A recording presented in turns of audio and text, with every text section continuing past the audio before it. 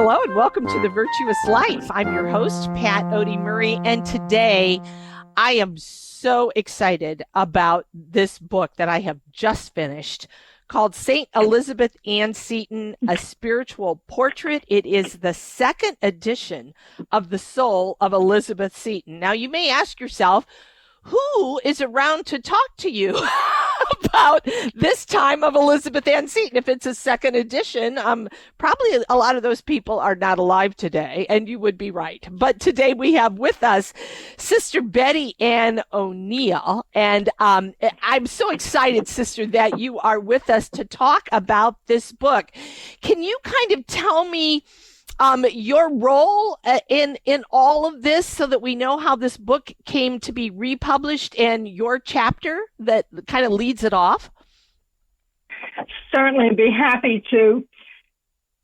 It all started way back when I met the Daughters of Charity in elementary school, learned about Elizabeth Seton, and then discovered that she liked the ocean and that she liked beachcombing, and she had lost a parent. I identified with her. Yep. Fast forward, I was on the grounds where she lived and died the day of her beatification, and when the bells were tolling on the mountain, in the town, and the valley, and went to the college that developed from her school, and then eventually entered the Daughters of Charity. And believe it or not, I was one of the youngest sisters who won a lottery to go to the canonization.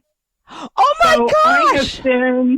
I have been kind of in love with Elizabeth Seton from childhood, but she's been a part of my life for a very long time. So when the Seton Shrine, the National Shrine of St. Elizabeth Ann Seton, asked me to consider helping to get this book back in print, I was delighted to do so. Primarily because it was written before Vatican II, but secondly, all of the footnotes related to archives that have redesignations at this point in time. And I had been involved in the preparation for the publication of the collected writings of Elizabeth Seton. Okay. So one thing led to another, and Ignatius Press engaged me to do the update and to refine and update the citations. And I believe citations, correct ones, are very important so that a reader, if they want to pursue something more in-depth, can go to the original writings online or in the book and find the quotes in context and get to know Elizabeth Seton in a deeper way. Oh, yeah. I mean, I must tell you, Sister, when I read this book, I just felt like because, in the kind of all you ever really hear is, oh, she's a patron of parochial schools. I mean, that's kind of what they throw out there about her, but man, when you read this book, there were so often I thought, oh my gosh, I feel that way too, St. Elizabeth, thank you. I mean, it's like the guidance that she gives is just amazing. So you ended up writing kind of a timeline of her in this book to kind of start it off. Did you add anything else later in the book, or was that your big contribution, and then going through and checking all the footnotes? Well, I edited it and updated it with Vatican II principles and quotes. I added a glossary of persons because there's a lot of people in her life, and it's very hard to keep track of them. And then updating, I think there were about 400 footnotes. So that took a few days, needless to say. But I thoroughly enjoyed it. And really, she is not the patron of Catholic parochial schools. She is not the patron of schools or school teachers or widows or mothers or anybody. She's only officially the patron of the state of Maryland. Now, Isn't really, that something? She was a pioneer educator for female education. Yeah. And her school, her community that she established was the first Native community to the United States for apostolic religious women. In other words, women not cloistered, So the Sisters of Charity of St. Joseph that she founded was the first community for religious women established in the United States. And that is very significant. But she was a pioneer educator, a woman ahead of her time, a woman that lived in a blended family, lost her mother and baby sister at an early age. Her blended family included marital conflict. She went and lived with her aunt and uncle while her father was going abroad for training. She went through an adolescent depression, considered a drug overdose, but had the guts to say no. Yep. And then was a socialite and met tall, dark, and handsome William McGee Seton, married for love, had 5 children. I mean, she's a woman who knew the struggles of life, knew the joys of life, and knew the joys of marital love and family love. She said she was a mother first and foremost before anything. But tragically, bankruptcy struck the family business, and the husband had tuberculosis, and the therapeutic sea voyage to Italy resulted not in his cure, but in a month-long quarantine in a damp cell, stone-like structure. And he died 2 weeks later. So she was a 29-year-old widow in a foreign land with a little girl. And the family that gave her hospitality were very good people and practicing Catholics. And took her around town and all over Tuscany, and she went to her first Mass in Florence at the Annunciation and had a major experience of the Eucharist at a shrine of Our Lady at Montenero, where she had the insight of the real presence of Jesus in the Eucharist, in contrast to her private devotion of reception of Holy Communion in the Episcopal Church, which she understood was only symbolic. Yeah. And along the way, she met Mary in the Memorare and loved that prayer. And at the end of one of the copies she made, she put, "Love me, my mother." She'd always longed or always grieved for her mother. Oh, yeah. And then saw a life-size painting in the Church of Santa Maria Novella in Florence. And that picture, that painting showing Mary receiving the corpse of her son Jesus, struck Elizabeth to the heart, and she couldn't get the image out of her mind. And at that moment, she really identified with the sorrowful mother, she who was a young, sorrowful widow. So she's a woman who had international experience, but had a sorrow and loss ran through her entire life. But she was a woman who took hold of her agency and acted with it. Yeah. It was her story is so amazing. Can you, because I can't remember this, sister, so you can probably clear this up for me, because the family she meets in Italy, is it the Felici family?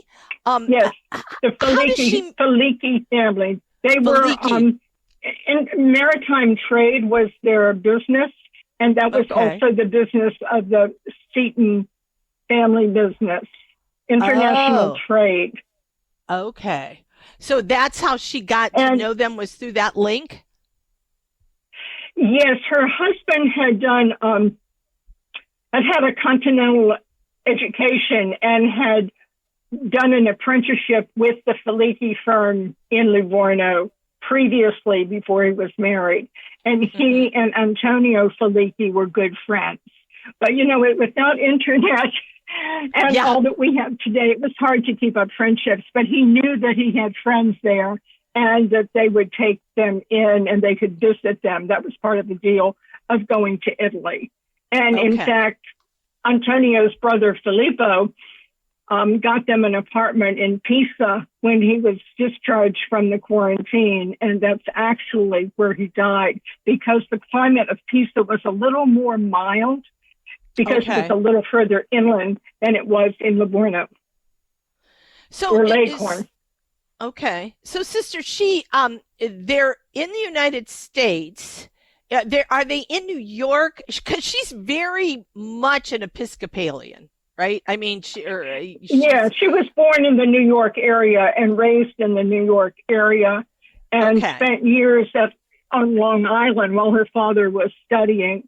And then he became the first port officer, the first health officer of the Port of New York on Staten Island. So she is a Okay. New Yorker, but she called Okay. herself a citizen of the world. Yeah. Yeah. So then when her husband gets sick, that's when she goes to Italy. And but Yes. then when she comes back to the United States, does she go back to New York? How does she get to Baltimore or that area? Oh, well, that's where the hand of God came in. She arrived back in New York and she had returned to the States with a Catholic heart. But Mm-hmm.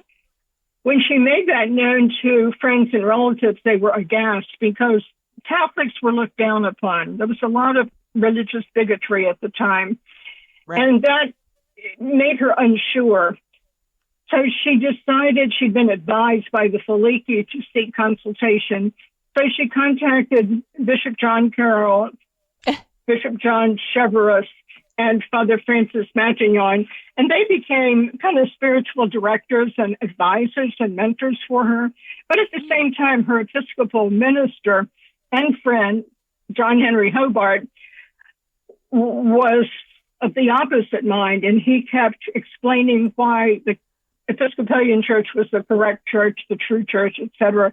So there was a lot of emotional distress and should I or shouldn't I, etc.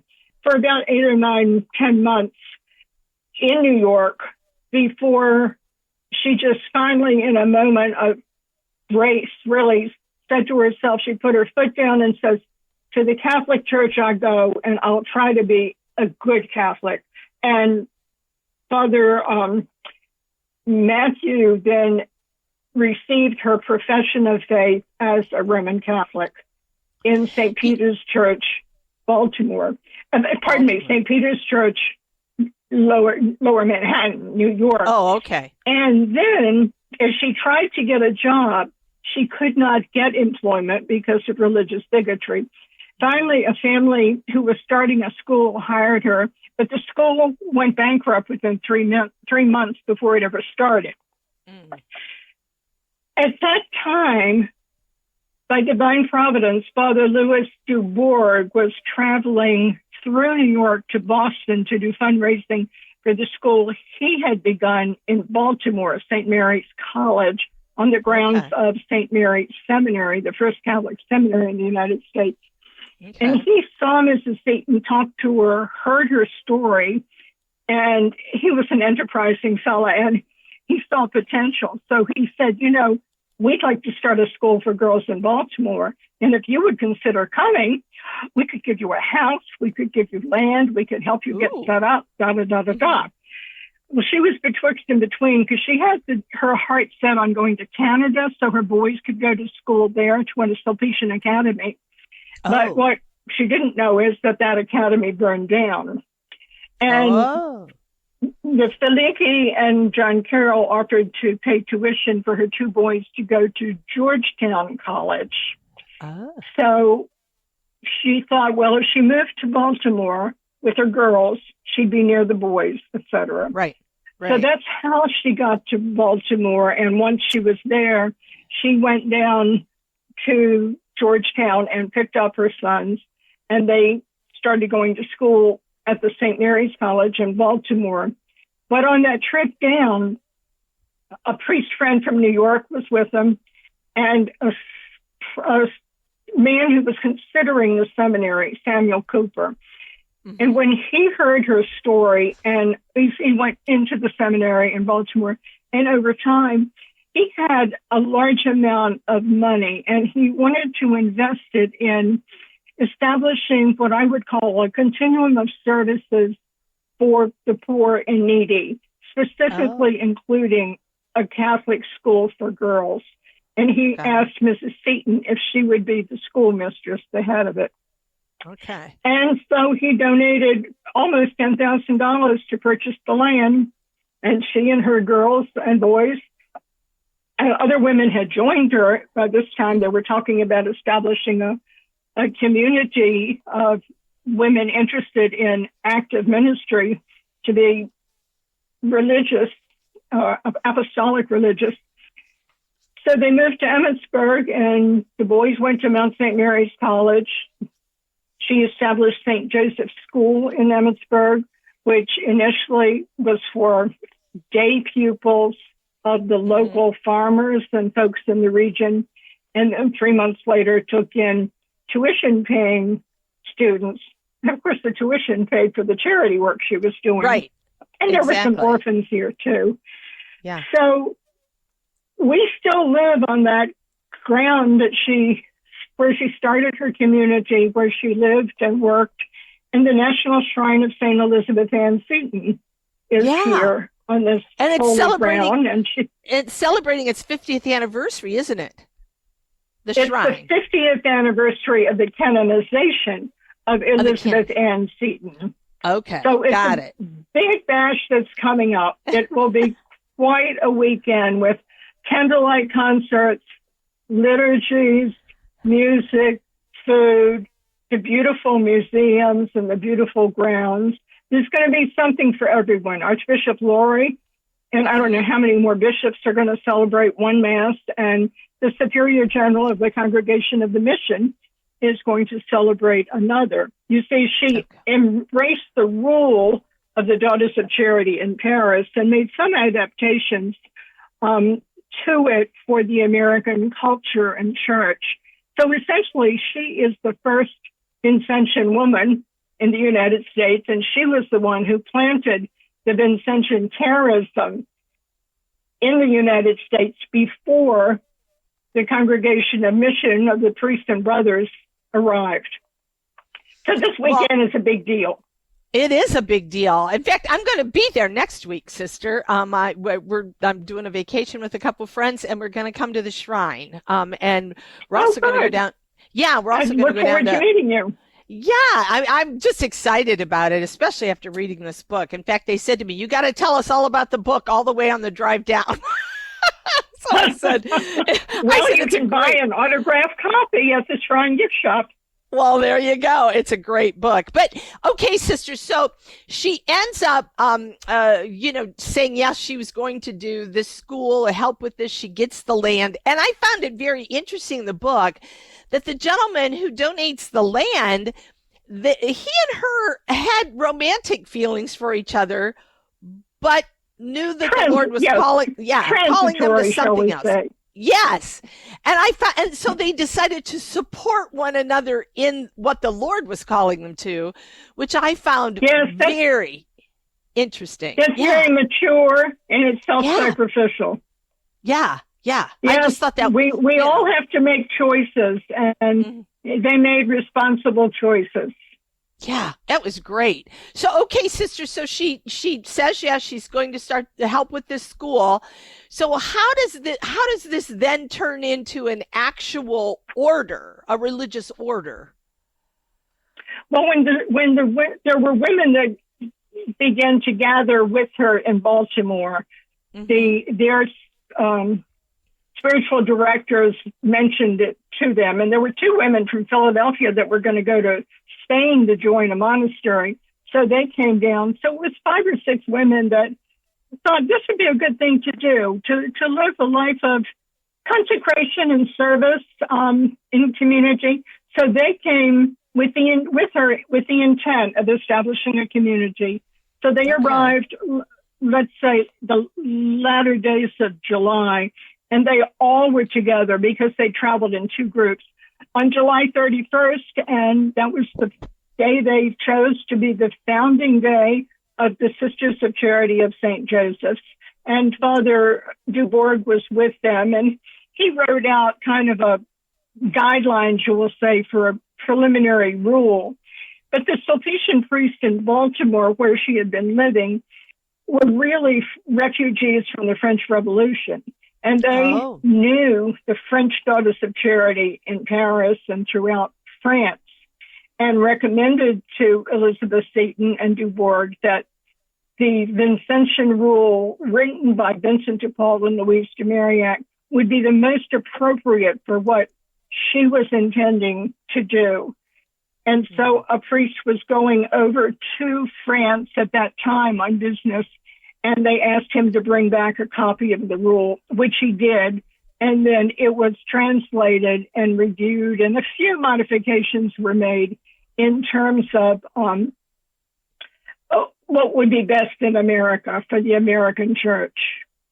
But essentially, it's the same rule with the same mission of impelled by the charity of Christ to seek out and serve people in need, and live by the virtues of humility, simplicity, and charity.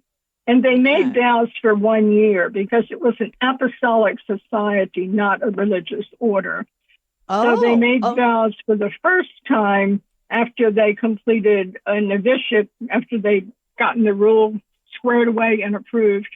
And they made their vows for the first time on July 19th, 1813, in what is called today the White House, which she called St. Joseph House. That's what she named it. Okay.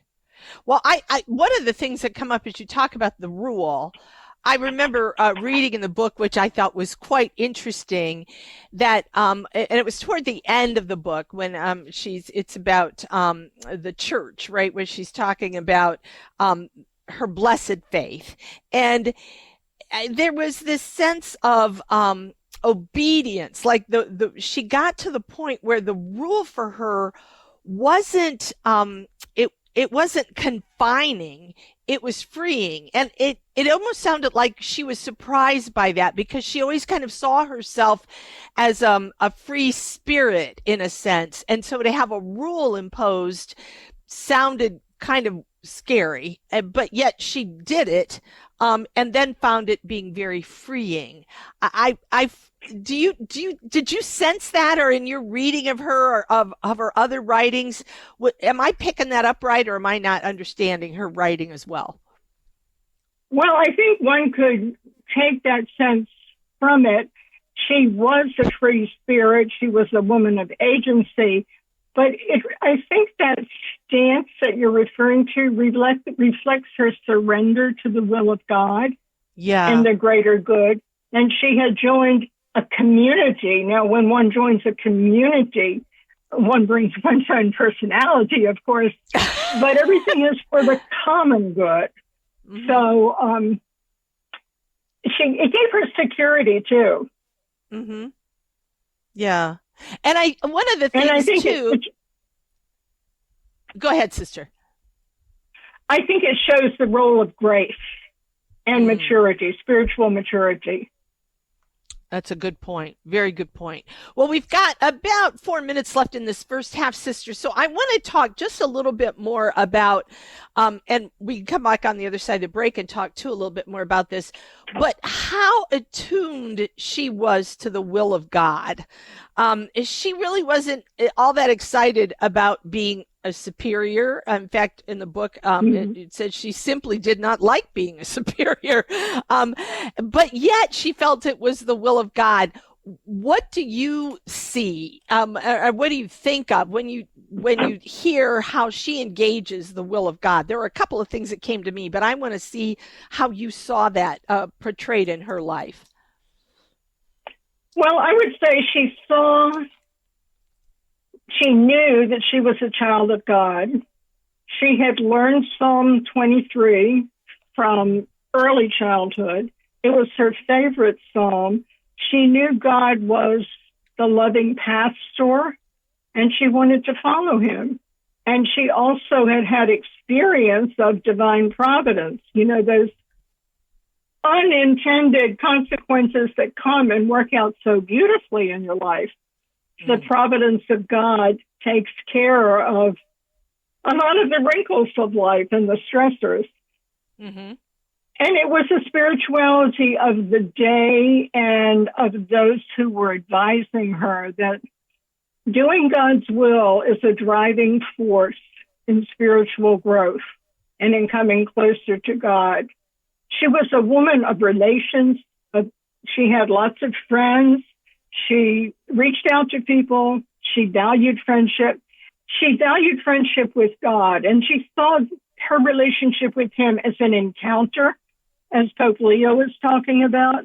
So it was very important to her to continue to please God, to do what was pleasing and what was the right thing. Yeah, and I was amazed at her ability to wait on the Lord, you know, and she always saw that as, that really struck me, because she always saw that as God's will. Like, you know, she lost this job, a couple of jobs, because they found out she was Catholic, but she always took this approach as, kind of what you're saying. Okay, I don't know why, but I'm going to wait on the Lord. I trust him. I don't know why people are not, you know, why they're bigoted about this, but instead of being angry about that and saying, you know, look how I'm being mistreated, she just thought there was a hand of God here somewhere, that she wanted to wait and see where it brought her. I thought, man, to have that kind of ability is just amazing. Her deep spirituality really brought her to that. I think that comes from the fact that she trusted God. Yeah. She trusted him for her good. Yeah. And probably, like you said, her mother dies when she's 3. She loses a little sister. She's with uncle and aunt because dad's not around. I mean, she really had to lean on the Lord, and she really had a deep, you know, because that's a tough way to start. It is. She had a very rocky beginning, but somehow she had a beginning that was faith-filled, and she was a very faith-filled Episcopalian. Yeah, exactly. Well, we are already at break time, sisters. So I want to let everybody know today we're talking to Sister Betty Ann McNeil, part of the Daughters of Charity of St. Joseph. And there is a book out now that I highly recommend, published by Ignatius Press, called St. Elizabeth Ann Seton, A Spiritual Portrait, 2nd edition of The Soul of Elizabeth Seton. And again, celebrating, by the time you hear this, we will have already celebrated her 50th anniversary of her canonization. And this book, I will tell you, it is remarkable. It just spoke to me. So I would encourage people in the audience. I'm always encouraging saints, and I want you to look at this book, read this book, take it to heart. It is amazing. So come back on the other side of the break, and we're going to continue our conversation with Sister Betty Ann on Elizabeth Ann Seton. You're listening to The Virtuous Life. I'm your host, Pat Odie Murray. Protestants like to use James 2:10-11 against the Catholic doctrine of mortal and venial sin, because James says, whoever keeps the whole law but fails in one point has become guilty of all of it. But James can't be denying the doctrine of mortal and venial sin, because in 1:15 he affirms it, saying that sin in its beginning stages doesn't bring death, venial sin, whereas it does in its more mature stages, mortal sin. The point James is making in James 2:10-11 is that we must keep all the commandments in order to avoid incurring the guilt of transgressing the law. We can't say to the Lord on Judgment Day, Lord, I only broke one commandment but kept the other 9. So James 2:10-11 is simply a misfire in trying to take down the Catholic belief of mortal and venial sin. I'm Carlo Broussard with the ready reason for Catholic Answers, Catholic.com. Jesus Christ established one church with one set of beliefs, as stated in Ephesians 4, verse 5. He did not establish numerous churches with contradictory beliefs. To see which is the true church, we must look for the one that has an unbroken historical link to the church of the New Testament. John Henry Newman, in his 1844 book, An Essay on the Development of Christian Doctrine, traced Catholic beliefs backwards century by century to the New Testament times.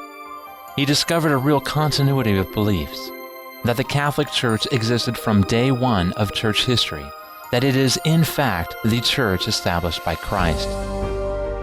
Newman was not a Catholic when he started the book, but his research convinced him of the truth of the Catholic faith, and as the book was finished, he converted. Hello and welcome back to The Virtuous Life. I'm your host, Pat Odie Murray, and today we have with us Sister Betty Ann McNeil. I made a mistake before the break, so I want to clarify it. She is a member of the Daughters of Charity of St. Vincent de Paul. Okay, so and maybe we can talk a little bit about that, Sister. St. Vincent de Paul's influence on Elizabeth Ann Seton, but I do want people to know we're talking specifically about a book called St. Elizabeth Ann Seton, A Spiritual Portrait. It is the second edition of The Soul of Elizabeth Seton, and Sister Betty Ann wrote a chapter and also a kind of an introductory chapter that gives you a look at her life, but then also went through the book and, she did a lot of, not editing per se, but kind of looking at it through a more updated lens. Is that a better way to put it, Sister? That's right. And the citations with her writing. Yes. So good stuff. And Sister's right. I love that she gives these citations because I always like to go back and read the original. So this is wonderful. So Sister, thanks again for taking the time to be with us today and to talk about St. Elizabeth Ann Seton. I want to kind of pick up one more time just because her ability there were two things that certainly struck me. It was her ability to just always seek the will of God and to be patient in that whole thing. And then secondly was her ability, and I think it's one of the last chapters in the book, but it's mentioned early on too, the way she understood death. And the one I laughed at, Sister, and I already shared this story at a talk I gave from the book about when one of her friends, when it was her birthday, and she sent her prayers for a happy death. I love that. Yes. That is one of my favorite stories because she said, her friend was upset. Like, what are you sending me these prayers about a happy death? It's just my birthday, right? And so Sister said, well, I'm thinking about your second birthday, that you're ready for that. And I thought, this is remarkable that she really kind of had this understanding of always being aware of her own death, of death in general. And that really fueled hope in her, didn't it? I mean, and she moved from a fear to a real love of wanting to be with the Lord and wanting everybody that she knew to be with the Lord. I think that is the key. It's not death per se, but death is the door through which anyone needs to pass for eternal life. And she was looking towards eternity, meaning union with God. And hopefully all of her loved ones, including her mom, whom she didn't know. Mm-hmm. Well, she knew her, but she was so tired. She was so young. So right. For her, death meant access to eternity. And it wasn't so much eternal rest in this busy world. Right. Although she was a very busy woman, but eternal unity with God. That was like the fusion of the soul with the divine is what she aimed for. And frequently, all through her life, from youngster on, I think, she had the habit of looking up. And that's when she'd look up and perhaps have a silent ejaculatory prayer. So her childhood was also filled with a quest for God. And I think in that there was a sense of seeking stability. Yeah. Yeah, and one of the things that I want to talk maybe a little bit about her children too here, but her one son, I don't know, maybe both the sons, but William did a lot of, he was on the high seas a lot and was dangerous kinds of things going on. But there was a quote in the book that I loved as she wrote to him, "Your poor mother looks only at souls. I see neither That's American right. nor English, but souls redeemed and lost." I thought, wow, and Yes. she was concerned about William too, I think, but she really did see people as souls redeemed and lost, didn't she? Yes, and she was concerned about William's fidelity and for taking personal responsibility for living his faith in the midst of kind of a public area with people who had not been raised like he was. I mean, those boys were sheltered in Emmitsburg. I mean, this was country. There wasn't much high life around at all. But Right. when you get on the seas or you go to the cities, it's a different story. And she was fearful in that sense, fearful that he'd make a mistake and lose his soul. Well, ultimately, he survived. He got married, had 9 children, 7 lived to adulthood, and one of them became a priest and another a sister of mercy. So Wow. he did okay. He did Yes. very well. He did very She well. did. She did. Now, two of her daughters. Neither of her sons, and I think this is important for mothers or parents to think about, neither of her sons was highly motivated for academia. They really didn't have the type of discipline to go into medicine or some scholarly pursuit as perhaps she would have expected being from New York. But the high seas attracted them. And Richard, when he was born, was not breathing. So his grandfather attended the birth and did mouth-to-mouth resuscitation. And it's possible that Richard had a little tad of brain damage from birth. Oh, He was a little slower to learn, a little slower to follow through on many things. So we have parents today of children who have all kinds of issues, from autism to stuttering, whatever. But Richard also imitated his brother and wanted to be on the high seas, but he never was part of the U.S. Navy, but he was a civil servant, a clerk's captain. And it was on an international to global tour that they landed in Liberia, and people in the colony were ill, including the person in charge. And he went in and he was helping them and helping to care for them, very much like his mother would have done. Exactly. And began to feel poorly and went on the ship, back on his ship, and died. And he was buried at sea. Now, that was right after his mother had died, so she didn't know. But he followed through with being a good Christian and helping his neighbor, a good Samaritan. Yeah. And even when Elizabeth was an Anglican or Episcopalian, didn't she set up like a charity group for widows and orphans? Wasn't she involved in that? She and a number of the ladies who were part of the Trinity Church and the other churches began, were the founders or co-founders of the Society to Aid Poor Widows with Young Children. And that was 1797. And that was the first charitable organization managed by women in the United States. And Elizabeth was the treasurer. And she enjoyed the ministry of visiting the poor widows. And there were so many shipwrecks that created many, many young widows. But when she returned from Italy, she wasn't qualified because she eventually became Catholic. But she was very active in the beginning as a co-founder. And it shows her natural charity tendency, too.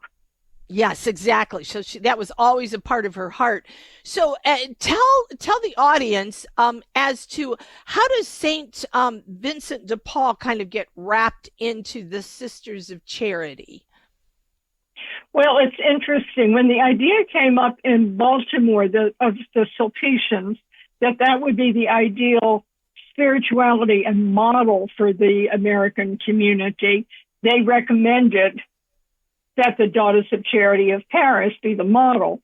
And the Daughters of Charity were founded by St. Louise de Marillac and St. Vincent de Paul. So the rule is called in academic terms, the Vincentian rule, but Louise de Marillac had a lot to do with it.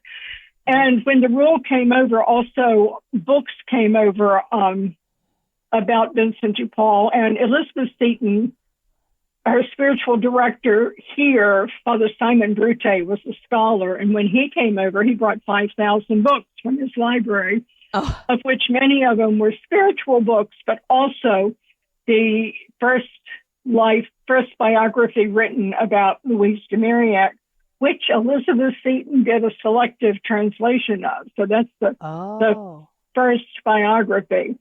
So Elizabeth did translation from the writings of Vincent de Paul, and the first biography of him by Louis Abelais.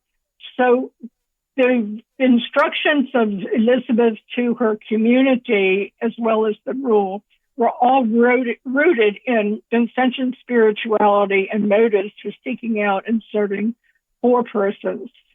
Oh boy, it was an apostolic spirituality where one sees the presence of Christ in others, not just in the Blessed Sacrament, but the people in need, the people we encounter, represent our Christ. Very much like whatsoever you do to the least of my brethren, you do to me. Right. And you mentioned she had such a love and such a devotion for the Eucharist. What do you think kind of triggered in her that brought that home to her? I mean, I read it, but I want to hear how you kind of viewed it. Well, as an Episcopalian, she and her sister-in-law, Rebecca, were very fond of receiving Holy Communion. And the Episcopalians at that time had a communion service once a month and rotated among the several chapels that were in the city. They had small chapels. And so they would go around to whichever chapel was having communion that Sunday and receive communion. So that was a pious devotion. And they understood that they were receiving under symbolic form the body and blood of Christ. But in Italy, when she attended Mass at Montenero, an English-speaking person sitting next to her very rudely said at the elevation, "That's what they call the real presence." And she was shocked and fell to her knees and had to herself said, "Well, my Lord and my God." And she went on to talk about the experience and had a conviction that this was the real presence, the body and blood of Jesus Christ. And she saw some casual behavior and thought, how could they be acting that way if that's really Jesus? Do they really believe? Do they really know? And then as she was living with the Felici family, she would begin asking questions. And initially questions were out of curiosity, but then they became for information, for factual content. And that made all the difference. And once the questions were answered, then she would have another question and another question. Why do Catholics do this? Where do people go who are not baptized, et cetera, et cetera, et cetera? Yeah. So she grew in her love of the Eucharist. That's no other way to say it. And it was from specific instances as well as the specific information that she was getting from the Felici family, who very much could be called the RCIA. They were yes. they were Catholics they were educated Catholics who knew their faith and could explain it. Right. And one of the things too that I found, because a lot of times, and it even states this in the book, that a lot of times when people come to the Catholic Church, converts, confession really scares them. It's like, do I really have to do that? Do I have to go before, priest and tell my sins? Yeah, I think but it sounds like she was apprehensive. But her expression of freedom and relief afterwards was just so remarkable that it was an experience of grace. Yeah, that was the thing that kept coming home to me. She she really, I think, even says something like, I kind of want to shout it from from the Yes, housetops that from the I am, rooftops. yeah, I'm free. I mean, it is this sense that Yeah, she was very aware of her sinfulness and knew what this sacrament meant for her. It was just an yes. amazing thing. So she also, because the Eucharist, right, is one of the things that just continues to nourish her and give her strength and support throughout her life and her ministry. But she also has a real devotion to Our Lady, which again, I don't know the Episcopalian stance on Our Lady, but you usually don't have that strong a conviction to her. That seems to be a more Catholic kind of thing. Where did that come from? Yes, I would agree with you. Her experience of Mary, as I see it, came primarily from bumping into a little book that was open on the table in the Faliki home. And it must have been in English. That's my sense. And it was the Memorare. And she read it, and she read it, and she copied it 3 times that we know of. And the last copy, she wrote, "Love me, my mother." So she, who had searched for her mother all her life, longed for her and searched for her in the clouds, as she said. She saw Mary as her mother at that moment. And then she was also, within that same time frame, visiting a church in Florence, Santa Maria Novella. And there was this very large, life-size painting of our Lord being taken down from the cross and being laid in the arms of his mother. Mm-hmm. And Elizabeth comments on the expression of Mary as the sorrowful mother. And as a new widow, she really identified with the sorrowful mother. So I think those 2 moments opened up for her a deeper understanding of who Mary was in the scale of salvation. And then years later at Emmitsburg, when she was writing a reflection, she ended it with something like, "And Mary is a treasure of the church and is the first sister of charity on earth." Mm. So she had a bonding of sisterhood with her, I think, also. But she really saw her as a mother also. And motherhood, being a mother, was the most significant vocation for her. And she never gave it up. She was a mother first and foremost.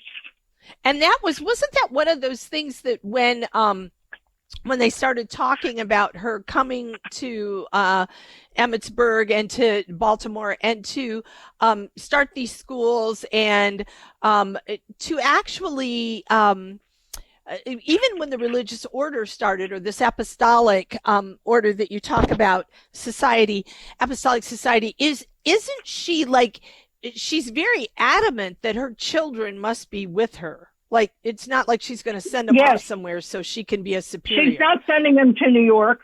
She's not leaving them in Baltimore. The 2 boys went to St. Mary's College a mile away and came to the Valley every Wednesday for family visiting. And the girls just were morphed right in with the school children and attended classes, or were also like teacher aides. Uh-huh. As their age, according as appropriate to their ages. No, she was fierce about that. Yeah, I think that's amazing, and don't you think that probably carried over as she became the superior of her of this congregation, of these young women that were there to be a part of this apostolic society? Do you sense that she kind of treated them as children, that she was their mother, or their spiritual mother at least? I don't see that she treated them as children. From what I have read, she treated them as young women who were seeking to lead a consecrated life. And she was their big sister, just there to support and assist and support them. Okay. Okay. Because I wondered about that as I read that. I thought, does she see them as like, kind of these are my spiritual children that I'm in, that I'm in charge of, or did she kind of view them in a different way? So thank you for enlightening me Well, on that. yeah, I some of the women were also widows, Uh-huh. so or close to her own age, Age. and Okay. one or two maybe had children in the past, Hmm. and one had a son who went to Mount St. Mary's. So there was no infantilizing, Right. but there Right. are that spirituality of the day. They use the term child, so spiritual child. Some of the Right. priests used, which sounds patronizing today. Hmm. But she But gave back then, responsibilities to the women, and she also gave them the training and the help that they needed to grow or to mature. So when the school was growing, they didn't have time to do the laundry, so they hired a laundry woman so the sisters could spend more time on their studies for hmm the sake of the children, for the classroom. right. Right. So one of the things, do you think too, sister, with her a devotion to Mary because she lost didn't she lose like Rebecca and was it she called her Anna I think didn't Yes, both of them died so tragic. she Yes, tragically, she lost her two daughters. First, Anina, who was kind of like her pride and joy, and maybe made a friend appear prematurely, but developed tuberculosis and died. And it was very, very hard for her. She became depressed for a period of time, and her spiritual director, Father Brute, helped her through that. Then at the while Anina means little Anne or Anna, and the Italian family Felici had started calling Anna, who went to Italy with her parents, Mhm. Anina. So that's where the name comes from. Okay. So when she became sickly, her little sister, Rebecca, was out playing, and this is vast property. And she got into an area where there was some ice, and she fell on the ice and injured her hip, but didn't say anything to her mother because mom was preoccupied with her big sister's dying. So Anina's injury in her hip became a tubercular problem, and then eventually she became totally lame and also died at age 14, whereas her big sister had died at 16. So that was wow. Elizabeth Seton has a history of losses. There's She no does. two ways about it. So her other daughter, Catherine, that seemed to have allergies, Elizabeth used to send her away to friends or family during hay fever season. Well, that child not only developed good health, but at midlife became a Sister of Mercy and did 45 years of ministry at Sing Sing Prison in New York and died at the tender age of 91. Oh, oh my. So it was really yes. William and Catherine then were the ones that had longevity then. That is correct. Yes. Well, sister, we have about 4 minutes left. So I do want to touch on what the church meant. I mean, I could talk to you forever about Elizabeth Ann Seton, but I do want you to touch on what the church meant for her. For her, it meant the tabernacle of salvation. She had searched and searched to clarify where was the true church that came direct succession from the apostles. And so the Catholic Church was what she came up with. And to be a daughter of the church was like her pride and joy. Being in the right boat, shall we say, to go sail off to eternity was critical because she longed for union with God. And so being in the Catholic Church and to be a good Catholic was very, very important to her. And almost her last words to the sisters when she was dying was, be daughters of the church, be daughters of the church. So the respect for the role, the integrity of the church, its teachings, its sacraments, its liturgy was just paramount in her mind. And the reception of the sacraments, she wouldn't even take water one of the last nights of her life because the communion fast, she didn't want to break the communion fast. One more communion, she said, once more. So being in the church was being among the family of God and en route to union with God in eternity. Yeah. It's remarkable, sister. I cannot thank you enough for being with us today for this hour. I want the audience to know that this book, again, highly recommend St. Elizabeth Ann Seton, A Spiritual Portrait, second edition of The Soul of Elizabeth Seton. And Ignatius Press is the publisher, so you can go to Ignatius Press and find the book. It's remarkable. There are things in here that just touched my heart and gave me a whole new appreciation for this great saint. So, sister, enjoy your celebration this weekend. Thank you. Thank you. And your listeners can also go to the Seton Shrine website and select shop and buy other books of Elizabeth Seton from it. Oh, good. Oh, good. Well, when I'm at the gift shop next week, I'm going to check that out, sister. Bring your credit card. I will. Trust me. I look forward to meeting you. Yeah, I hope I can meet you too. And so, audience, please. Fun. Yeah, look for this book. It is an amazing book, and we just skimmed the surface. There are quotes in here about that Elizabeth wrote to people, letters she wrote to people. You sense the depth of Elizabeth. So on this, as we get close to this, well, by the time you hear this, we've already celebrated it. But just remember, during especially the month of October, as in this show, we always move up and talk a lot about saints to get ready for All Saints Day. This is a great book to get and help you prepare for that. So thanks for listening to The Virtuous Life. I'm your host, Pat Odie Murray.